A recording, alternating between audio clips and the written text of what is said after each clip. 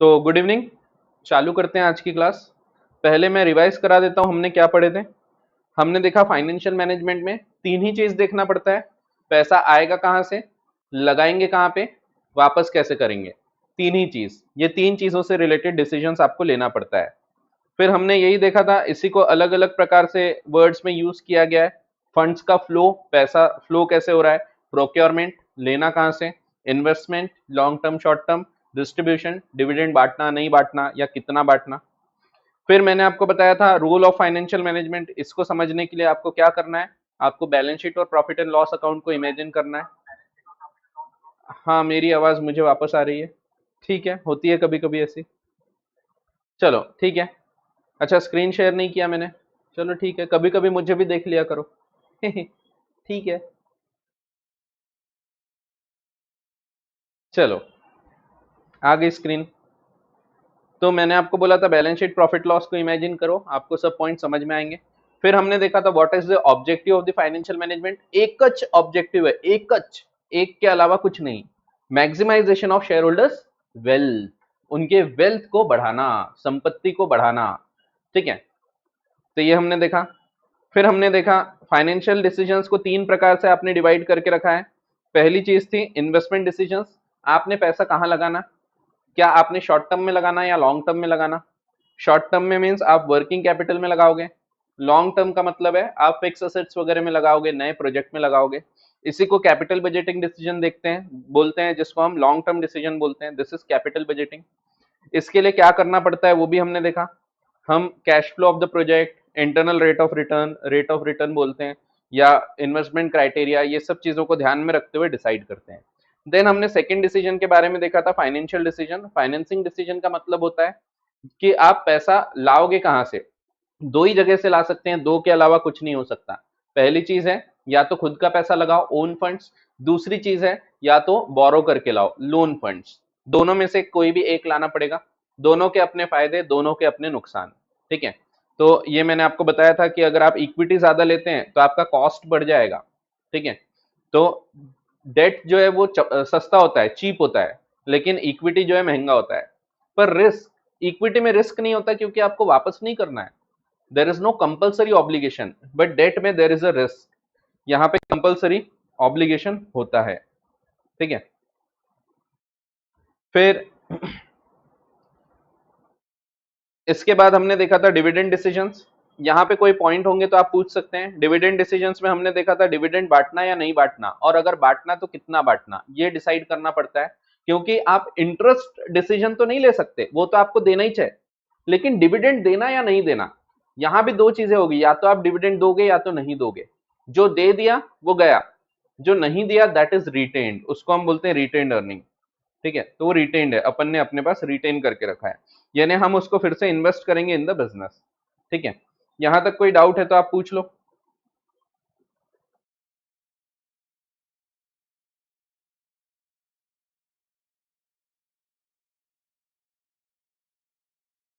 कोई डाउट? चलो आगे बढ़ते हैं। फाइनेंशियल प्लानिंग देखे थे अपन ने, सिंपल सा पॉइंट था ये भी। आपको सस्ते दाम पे पैसा लेके आना है और उसको रिस्क भी कम हो, ये भी ध्यान रखना है। फिर डायरेक्टली हम कैपिटल स्ट्रक्चर पे आए थे, ये कोई काम का नहीं था। इंपॉर्टेंस ऑफ फाइनेंशियल प्लानिंग बकवास है। कैपिटल स्ट्रक्चर की बात कर रहे थे हम। कैपिटल स्ट्रक्चर का मतलब है how much debt and how much equity should be procured, कितना डेट में पैसा होना चाहिए और कितना इक्विटी में होना चाहिए। तो डेट इक्विटी रेशियो एक नया वर्ड मैंने आपको बताया था, और आपको इसी में फाइनेंशियल लिवरेज एक वर्ड मैंने बताया था। अब इसको आप नापते हैं दो प्रकार से, या तो डेप्ट अपॉन इक्विटी, डेट कितना है, डेट अपॉन इक्विटी, या फिर debt upon debt plus equity. अगर आप इक्विटी के मायने में बाहर वालों का पैसा कितना लगा है वो निकालना चाहते हैं तो डेट अपॉन इक्विटी, या आप ऐसा निकालना चाहते हैं पूरे पैसे में डेट कितना लगा है तो debt upon total capital, equity plus debt. ठीक है, तो दो प्रकार से निकाला जा सकता है। दोनों में ये बताया था मैंने, बेनिफिट्स क्या रहते हैं, कौन सा रिस्की होता है, सब ऑलरेडी आपको पता है। फाइनेंशियल लिवरेज का मतलब वही है, डेट इक्विटी रेशियो। अब आगे जो पैराग्राफ है ये मैंने बोला था आपको बाद में समझ में आएगा।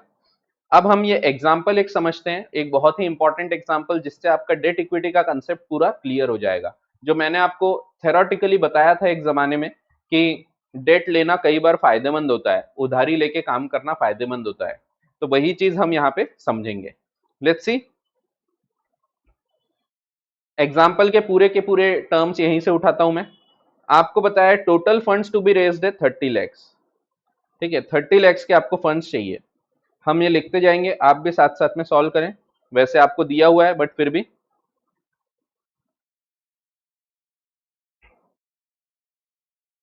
क्या बताया, टोटल फंड्स आपको रेज करना है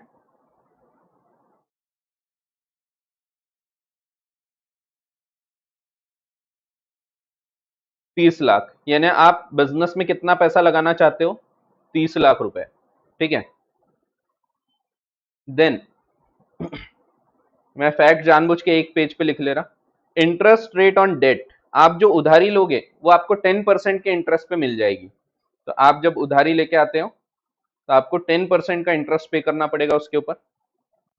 तो इंटरेस्ट रेट ऑन डेट, आप ये नहीं लिखो तो चलता है क्योंकि ये ऑलरेडी लिखा ही हुआ है वहां, 10%, 10% पे उधारी मिल जाएगी। नाउ अगला point, face value of each share 10 rupees, ये बाद में देखेंगे। टैक्स रेट 30%, टैक्स रेट 30% लगता है, ये मान लिया, ठीक है। चलो फेस वैल्यू भी लिखे लेता हूं, ईच शेयर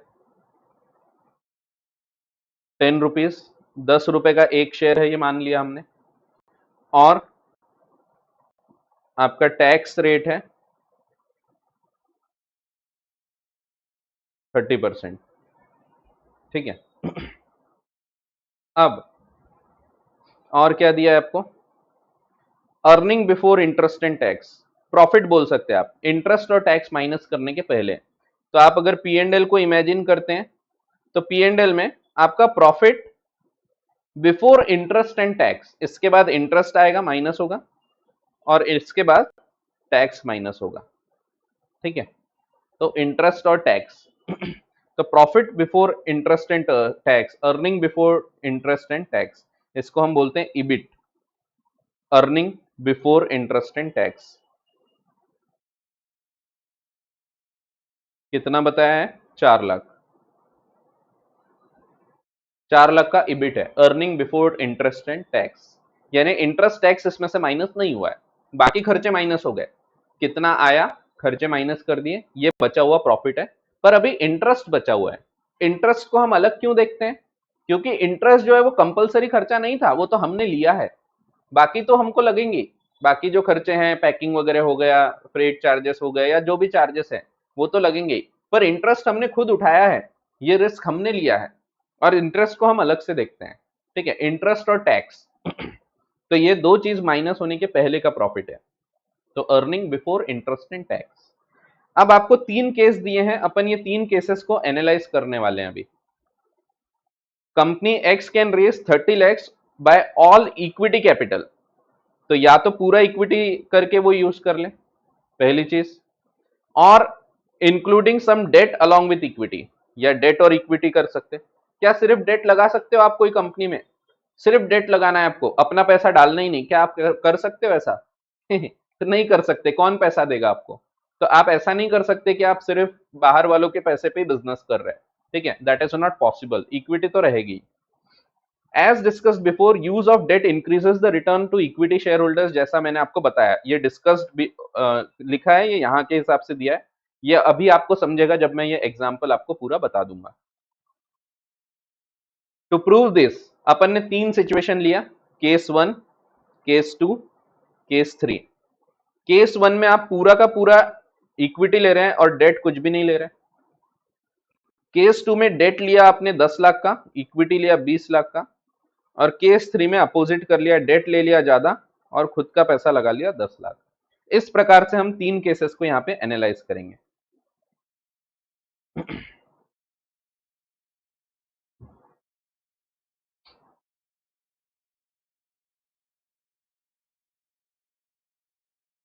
हाँ, तो सिचुएशन 1, 2 और 3।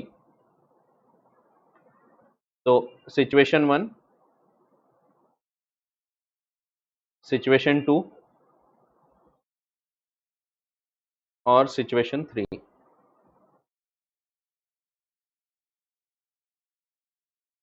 डेट और इक्विटी।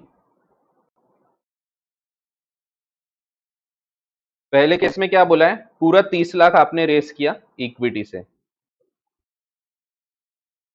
और डेट कुछ भी नहीं। दूसरे केस में आपने 10 लाख रुपए, नहीं 20 लाख रुपए इक्विटी लिया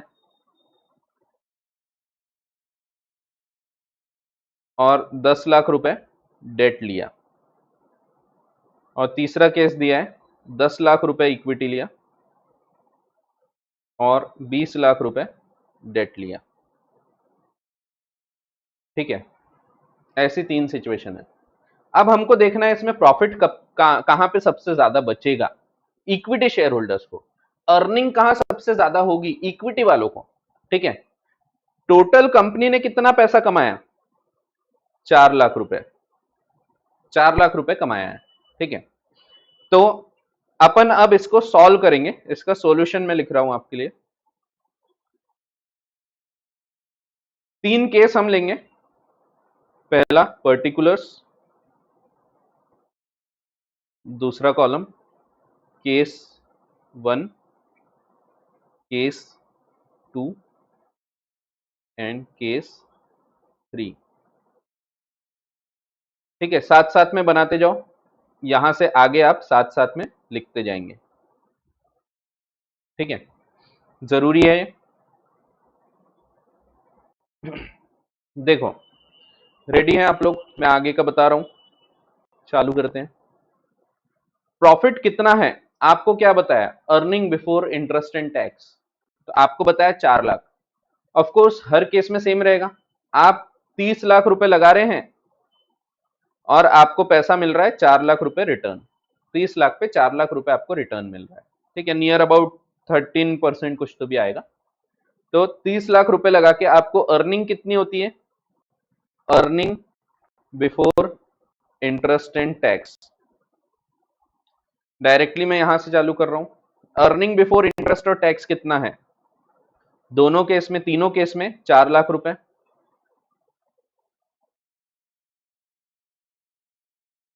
ठीक है, मैं आपको समझाने के हिसाब से बता रहा हूं, बाकी आपके बुक में दिया है आपको कैसा सॉल्व करना है वो, बट मैं आपको समझा के बता रहा हूं।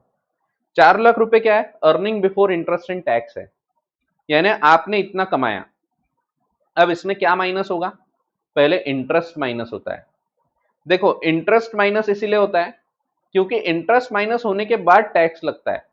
टैक्स जो है उसमें से इंटरेस्ट आप माइनस कर सकते हैं। आप प्रॉफिट जब निकालते हैं तो it is a deductible expenditure. आप जब पी एंड एल बनाते हैं, पी एंड एल में आप क्या करते हैं, इंटरेस्ट यहां पे लिखते हैं और फिर प्रॉफिट आता है, इसके बाद टैक्स आता है।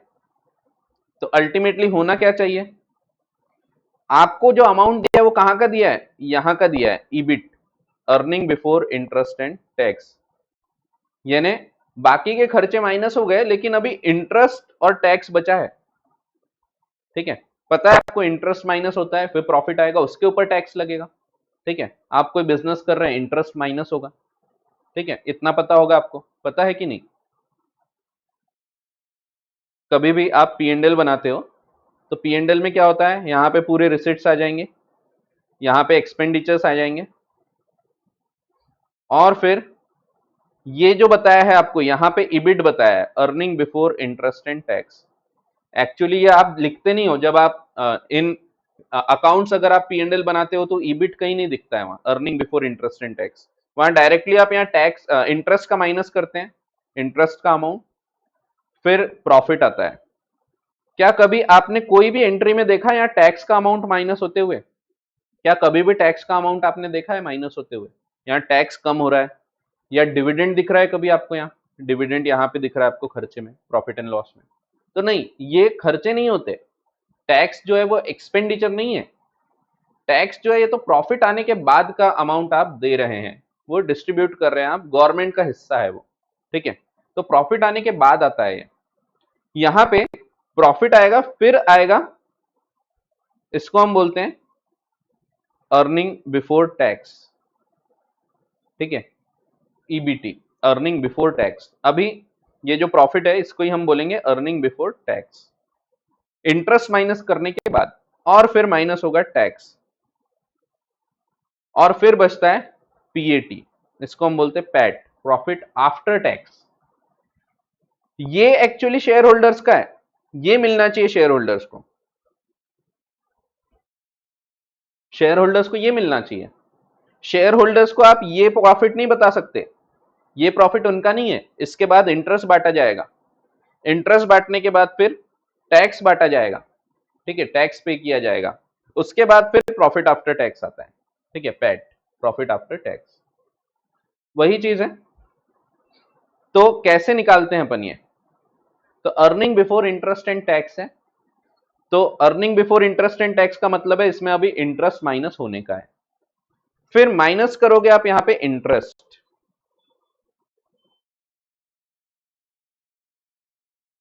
इंटरेस्ट कहां कहां पे लगेगा आपको? क्या सिचुएशन 1 में आपको इंटरेस्ट लगेगा? सिचुएशन 1 में तो आपके पास डेट ही नहीं है, और अगर आपके पास डेट नहीं है तो कोई इंटरेस्ट नहीं आएगा। इंटरेस्ट किस पे आएगा? डेट पे, डिबेंचर्स वगैरह।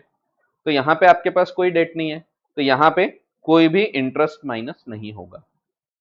दूसरे केस में आपने लिया 10 लाख रुपए का डेट, और आपको दिया है कि रेट ऑफ इंटरेस्ट है 10%, यानी आपको टोटल कितना इंटरेस्ट देना पड़ेगा? 10 लाख पे 10% का, ठीक है। तो आप ये इंटरेस्ट निकाल लोगे, इतना 1 लाख रुपए आ जाता है सीधा सीधा।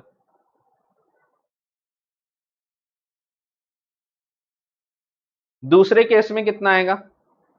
2 लाख रुपए का आपने डेट लिया है, और आपको इंटरेस्ट रेट है 10%, 20 लाख का डेट लिया है और 10% इंटरेस्ट रेट, यानी आपको 2 लाख का इंटरेस्ट खर्चा मिल जाएगा। ये खर्चा है आपका, इंटरेस्ट इज एन एक्सपेंडिचर, ये खर्चा है, ठीक है। मींस आपका अब प्रॉफिट कितना बचा है? प्रॉफिट, या इसको हम अर्निंग बिफोर टैक्स, ईबीटी, ये कितना बचा है अब? अर्निंग बिफोर टैक्स, इंटरेस्ट अब माइनस कर दिया आपने, तो यहां बचा आपका 4 लाख रुपया, यहां बचा 3 लाख, यहां बचा 2 लाख। समझ रहे हैं यहां तक? यहां तक कोई डाउट? सिंपल से पॉइंट्स है, नहीं है डाउट? अब ये आपका प्रॉफिट है, इस पे लगना चाहिए आपका टैक्स, 30% टैक्स रेट बताया है, तो आप यहां पे टैक्स निकाल लो इसके ऊपर, जो भी आता है टैक्स माइनस हो जाएगा, यहां पे लेस टैक्स। 4 लाख पे 30% कितना आता है? 1,20,000। 3 लाख पे 30% 90,000। 2 लाख पे 30% 60,000।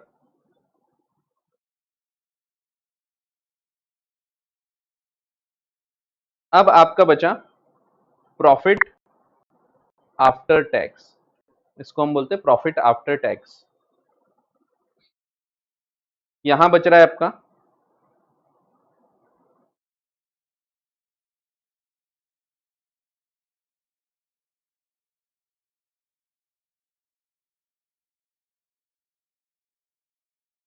हाँ, यहां बच रहा है आपका 2,80,000,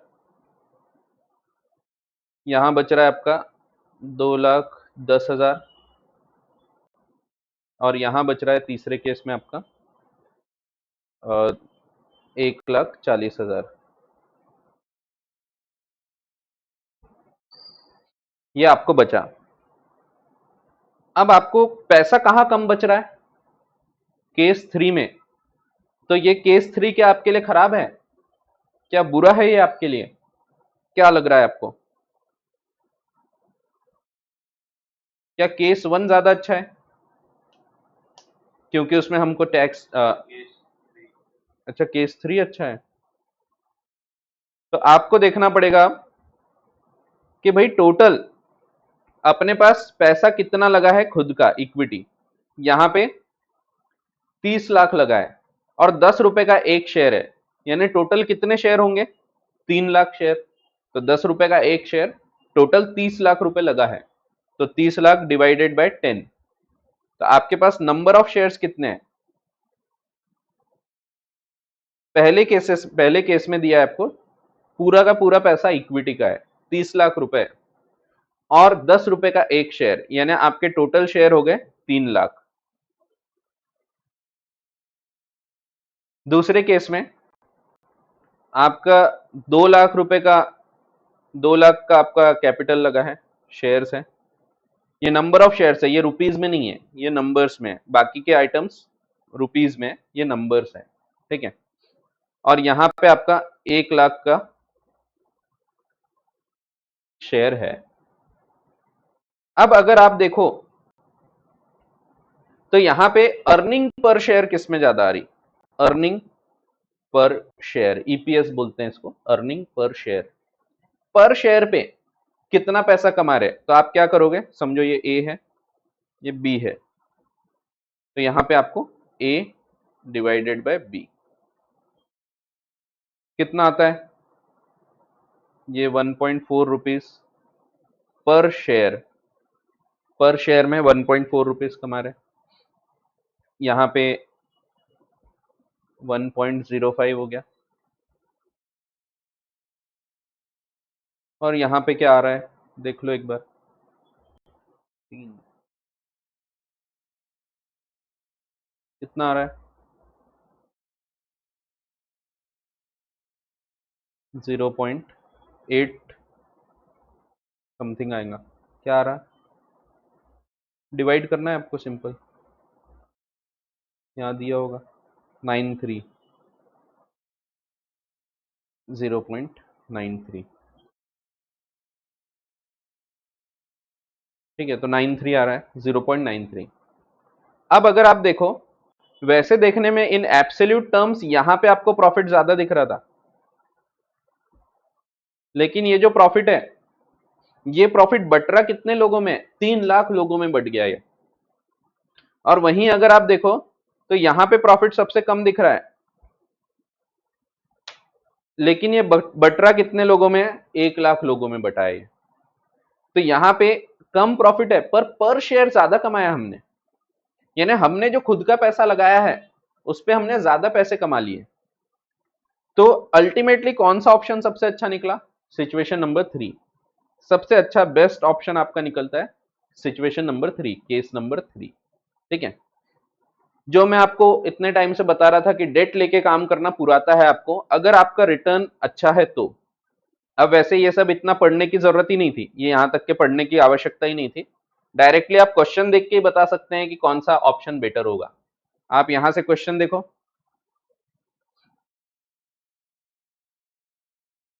आप क्वेश्चन देख के बता सकते हैं कि कौन सा ऑप्शन बेटर है, सिर्फ इतना सा पार्ट देख के आप बता सकते हैं। आपको समझ रहा है, आपका जो अर्निंग है वो कितनी है, 4 लाख की, 30 लाख लगा के आपको 4 लाख रुपए मिल रहा, तो क्या 10% से ज्यादा मिल रहा है, तो यस। तो आपका टोटल इन्वेस्टमेंट पे रिटर्न जो है वो मोर देन 10% है, और आपका डेट जो है वो 10% पे मिलता है। तो आप 10% बाहर वाले को देंगे, लेकिन उस पर कमाएंगे आप ज्यादा, 13% कमा रहे, यानी 3% एक्स्ट्रा कमा रहे आप बाहर वालों का पैसा यूज करके। तो अल्टीमेटली यहीं से देख के आप बता सकते हैं कि कौन सा ऑप्शन बेस्ट रहेगा, क्योंकि यहीं से समझ गया आपको कि डेट लेना कभी भी पूरा आएगा। अगर यहाँ डेट और बढ़ा दिया जाए तो फिर और उनको प्रॉफिट बचेगा, पर अल्टीमेटली रिस्क हो जाता है अगर नहीं हुआ इतना प्रॉफिट तो, क्योंकि ये जो है इबिट, ये तय थोड़ी होता है, आपको थोड़ी पता हम 4 लाख कमाएंगे कि 3 लाख कमाएंगे, तो एक अंदाज लगाया जाता है, और इसीलिए financial planning is important. Planning से समझेगा हमको कि भाई हम कितना कमा सकते हैं, क्योंकि अगर ये बाद में आप कैलकुलेट कर रहे हैं तब तो आपको बहुत अच्छे से समझ रहा है कि ये बेटर ऑप्शन है, पर ये एक्चुअली बाद में कैलकुलेट नहीं होता कितना पैसा लगाना है, ये तो पहले कैलकुलेट होता है कितना लगाना है, फिर रिटर्न आता है, ठीक है। तो आपको यहाँ जो क्वेश्चंस में दिया है वो आपको पूरा डिटेल दे दिया एक साथ। रियल लाइफ में ऐसा नहीं होता, रियल लाइफ में आपके पास ये फिगर नहीं होता है, ये फिगर नहीं होता ईबिट का। और इसीलिए आप क्या करते हैं, आप अलग अलग कॉम्बिनेशंस बना के सोचते हैं। आपके पास बाकी सब फिगर्स होंगे, कितना पैसा लगाएंगे ये सब रहेगा, लेकिन ये वाला फिगर नहीं रहता, अर्निंग कितनी होगी, दैट इज अनसर्टन। ठीक है, तो ऐसा है। अब अगर आप ये पढ़ते हैं जो मैंने बताया था कि ये आपको आगे समझेगा, अब आप देखो, अब ये समझ जाएगा आपको। ये पॉइंट अभी पढ़ के देखते हैं। Trading on equity rises raises the return of equity shares. तो ट्रेडिंग ऑन इक्विटी का मतलब है डेट पे पैसा लगाना। ठीक है, trading on equity means increasing in profit earn by the equity share holders due to presence of fix financial charges.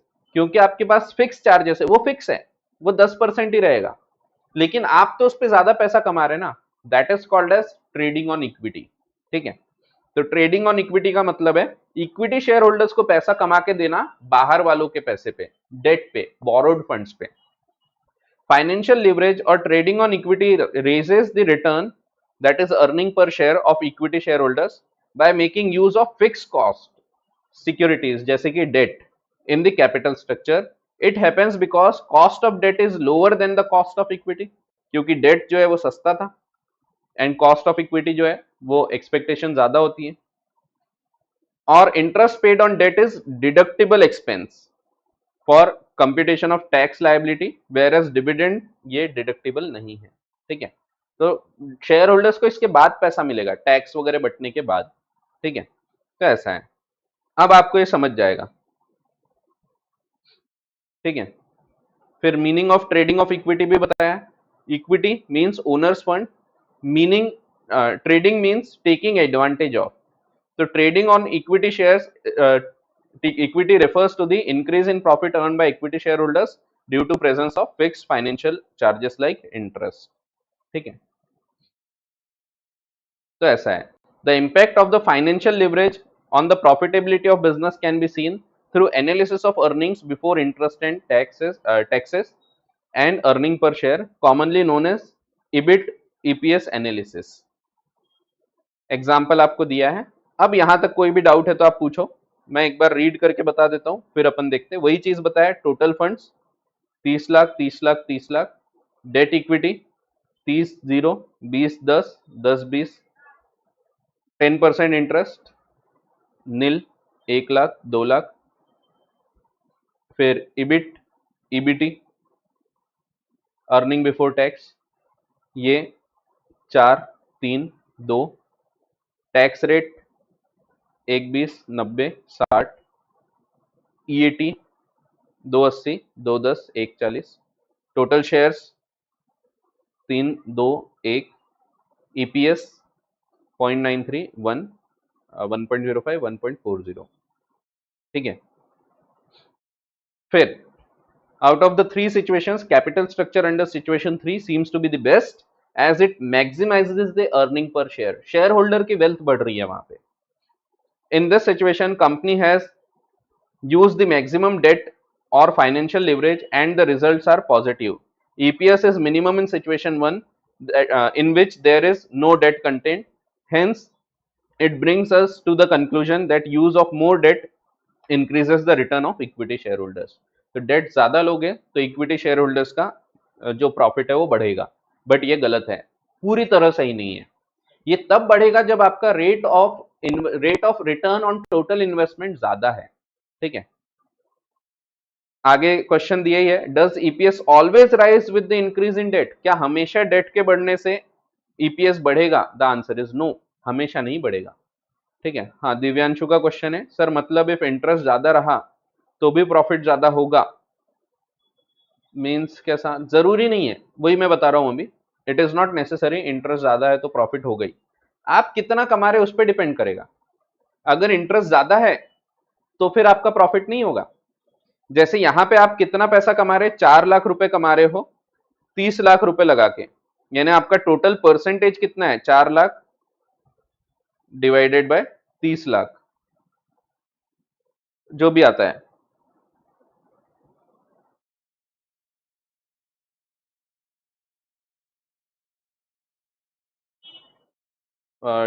13 point कितना, 33 जो भी आ रहा है 13 पॉइंट समथिंग आएगा, दिया ही है 13.33। तो यहां पे क्योंकि आप 13.33 कमा रहे हो, आप 30 लाख रुपए लगा के इतना पैसा कमाते हो, तो 10% बाहर देने में क्या बुराई है, दे दो। अल्टीमेटली आपका प्रॉफिट ही हो रहा है 3.33।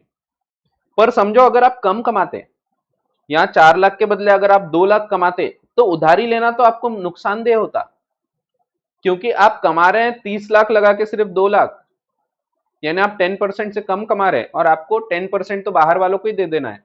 तो बाहर वालों का पैसा लेके कमाना तो नुकसानदेह हो गया, इसमें तो कमाई हुई नहीं, उल्टा आपने उनको पैसा ज्यादा दिया, आपका पैसा कम हो गया, इक्विटी का पैसा कम हो गया। इसके लिए एक और एग्जाम्पल आपको दिया है, तो वो भी देखते हैं अपन। एक और एग्जाम्पल दिया है, सिर्फ आपका मेरे ख्याल से प्रॉफिट 2 लाख किया है इसमें, बाकी सबका पॉइंट वैसे के वैसे हैं, तो अपन देखते हैं। ठीक है, यहां तक कोई डाउट है तो पूछ लो, ज्यादा स्पीड अप तो नहीं हो गए। तो ये वही है जो मैंने कल समझाया था आपको, कल विदाउट एग्जाम्पल समझाया था मैंने, आज हमने प्रैक्टिकल एक क्वेश्चन उठा लिया, तो आपको ये क्लैरिफाई हो गया कि हाँ ईपीएस कहाँ बढ़ रहा है, जहां आपने डेट लिया, बट वो भी क्यों, क्योंकि आपने जो पैसा लगाया है उस पर आप ज्यादा कमा रहे हो और बाहर वालों को कम देना है। पर अगर बाहर वालों को ज्यादा देना होता और आप कम कमाते तो आपका उल्टा नुकसान हो जाता। तो वही चीज अब हम देखेंगे दूसरे एग्जाम्पल से। तो does EPS always rise with increase in debt? The answer is no. EPS does not always rise with the increase in debt. It is possible only when return on investment is more than the cost of debt. ठीक है, जब return on investment, total return, तो वो अगर आपका ज्यादा है than the cost of debt. ठीक है, तो EPS will rise with the increase in debt only when ROI is more than cost of debt. If ROI is less than cost of debt, तो इसमें तो उल्टा नुकसान होगा, EPS will fall with increased use of debt. Let us calculate ROI in case 1, case of example 1. तो वही है, ROI मैंने आपको ऊपर निकाल के बताया। Return on investment is 13.33 whereas cost of debt is only 10%. क्योंकि ROI ज्यादा है और कॉस्ट कम है, तो EPS will rise with the increase in debt. With higher use of debt, this difference between ROI and cost of debt increases the EPS. This is a situation of favorable financial leverage. तो यहाँ पे आप finance उठा के फायदा कमा ले रहे हो, favorable. In such cases, companies often employ more of the cheaper debt to enhance the EPS. Such practice is called as trading on equity. However, when return on investment is less than the cost of debt, अगर return on investment कम है, cost of debt ज्यादा है, debt महंगा है, then equity shareholders lose by use of more debts in the capital structure. Example दिया इसको, तो समझो ये दूसरी कंपनी, कंपनी वाई, बाकी सब चीजें बिल्कुल वैसी है, लेकिन सिर्फ समझो वो पैसा जो है earning before interest and tax, ये कमाती है 2 लाख रुपए। इसको हम अब बना के एक बार कंपेयर करते हैं। समझ रहा है यहां तक?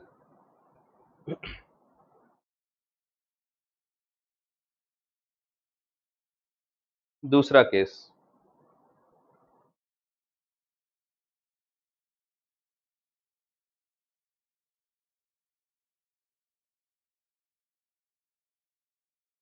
अब कंपनी वाई का देख रहे हैं हम, केस 1, केस 2, केस 3।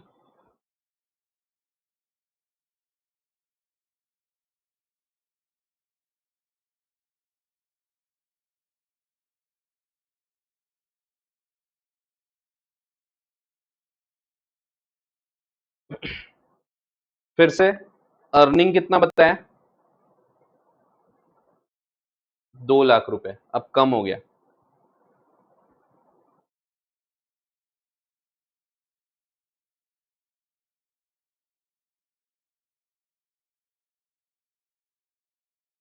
अब आप इसमें से इंटरेस्ट माइनस करोगे,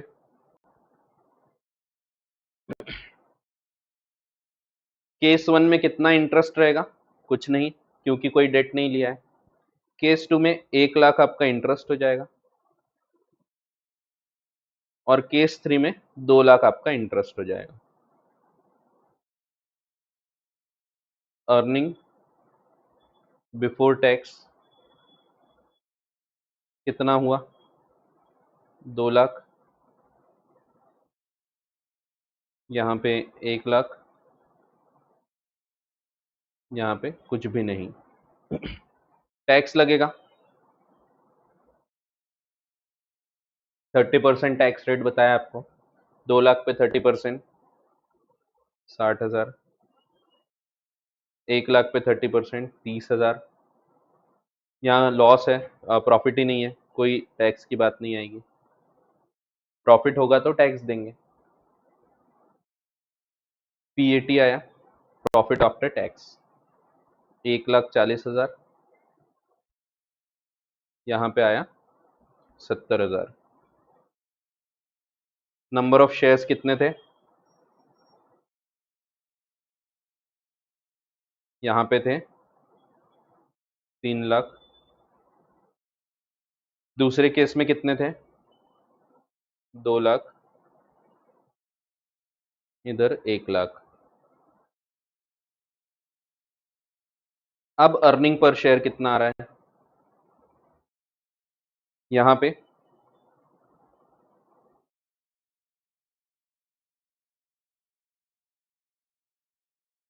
0 पॉइंट जो भी आ रहा है, यहाँ तो नील है, देख लेते डायरेक्ट।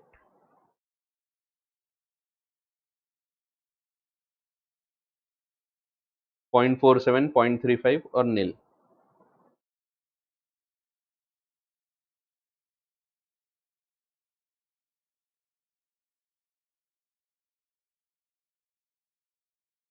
अब यहाँ देखो, यहाँ डेट लेना नुकसानदेह है।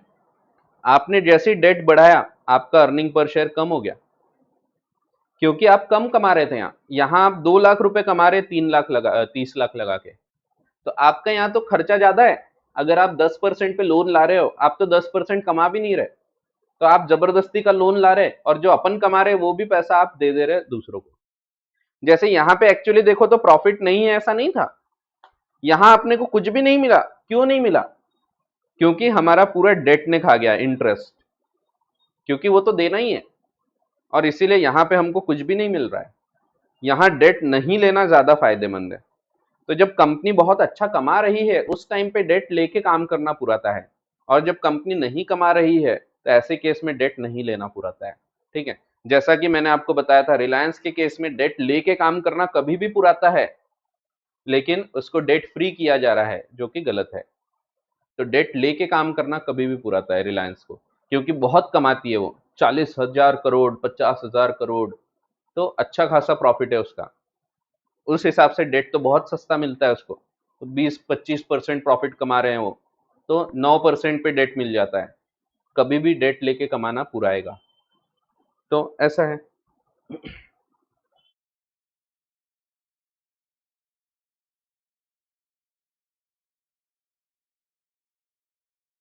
कोई डाउट नहीं, चलो ठीक है।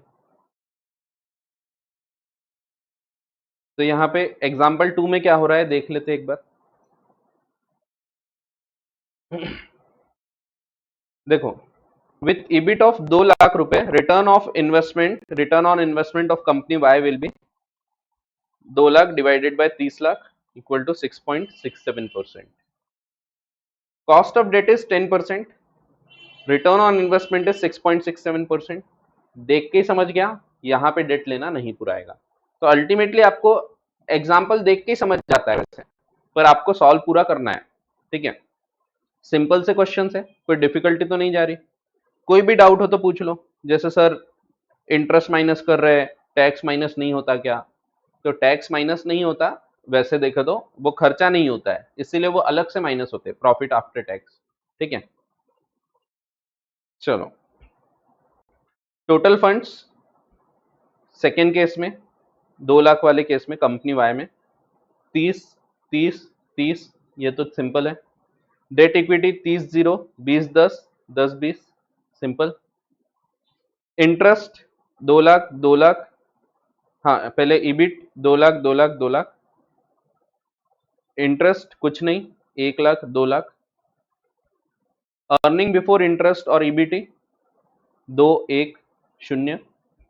टैक्स 60, 30 कुछ नहीं।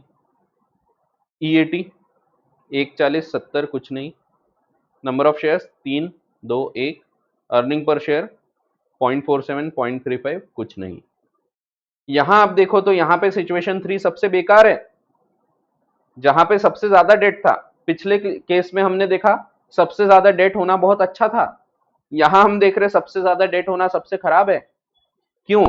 क्योंकि यहां पे हम कम कमा रहे हैं, तो रिटर्न ऑन इन्वेस्टमेंट जो है वो कम है than the cost of debt. हमने खर्चा तो ले लिया लेकिन उतनी इनकम ही नहीं है। In such cases, the use of debt reduces the EPS. This is a situation of unfavorable financial leverage. Trading on equity is clearly unadvisable in such a situation. यहाँ पे you should not trade on equity. You should not earn the amount in debt. Debt के ऊपर आप पैसा मत कमाना इस case में, क्योंकि यहाँ पे फिर नुकसान होगा, लॉस हो जाएगा। So it brings us to a conclusion that use of more debt will increase EPS only when ROI is more than the cost of debt. ठीक है। However, it must be noted that reckless use of trading on equity is not recommended even when ROI is more than cost of debt. ये भी मैंने आपको बताया था कि reckless use करना, बिना लापरवाही से यूज करना, reckless मीन्स लापरवाह होके, तो लापरवाही होके यूज करना, बिना कोई टेंशन के डेट लिए जा रहे हैं, ये भी नुकसानदेह है। क्यों? क्योंकि प्रॉफिट कितना होगा ये थोड़ी पता है आपको। प्रॉफिट तो हुआ है, ये बाद में पता लगा, पर जब आप पैसा लगा रहे तब थोड़ी पता है प्रॉफिट कितना होगा। और इसीलिए सावधानी से पैसा लेना चाहिए कि भाई हमने पैसा ले लिया और प्रॉफिट नहीं हुआ तो, और हमारा कॉस्ट आ जाएगा, क्योंकि हमको तो फिक्स पे करना है, तो रिस्क विल इंक्रीज, रिस्क बढ़ जाएगा। भले कॉस्ट कम है, सस्ते में मिल रहा है डेट, लेकिन रिस्क विल इंक्रीज। कल चल के अगर प्रॉफिट नहीं हुआ तो रिस्क हो जाएगा। इक्विटी लोगे, रिस्क नहीं है, क्योंकि अगर आपने इक्विटी रेज किया है, आपको कंपल्शन थोड़ी है मत पे करो डिविडेंड, पर यहां तो कंपल्शन हो गया ना, तो रिस्क बढ़ जाएगा यहाँ पे। So that is what is called as trading on equity advisable नहीं रहेगा, not recommended even when ROI is more than cost of debt, तभी भी नहीं। increase in debt may enhance the EPS, but it also raises the financial risk. Risk बढ़ेगा आपका। So a company must choose that risk return combination which maximizes shareholders' wealth. The debt equity mix that achieves it is the optimum capital structure. तो आपको ये निकालना पड़ेगा कि कब आपका रिस्क जो है और आपका रिटर्न जो है ये दोनों ऑप्टिमम होता है। ठीक है, that is what we are going to learn. अब इस साल तो नहीं, बट आप जब आगे जाके ये पढ़ोगे फाइनेंशियल मैनेजमेंट, इस साल तो क्या आपको 2 चैप्टर है फाइनेंशियल मैनेजमेंट के, सिंपल से छोटे से चैप्टर्स है, पर ये चीजें बड़ी आसान है, बड़ी इंटरेस्टिंग है। आप खुद देखो कितना इंटरेस्ट आता है ये चीजें पढ़ने में। तो शुरुआत में लगता है थोड़ा सा भारी, अब अगर आप देखोगे तो आपको इंटरेस्ट आने लगेगा, आपको ऐसा लगेगा पढ़ो ये चीजें। ठीक है, तो पढ़ते जाओ। यहां तक अब कोई भी डाउट है तो पूछ लो।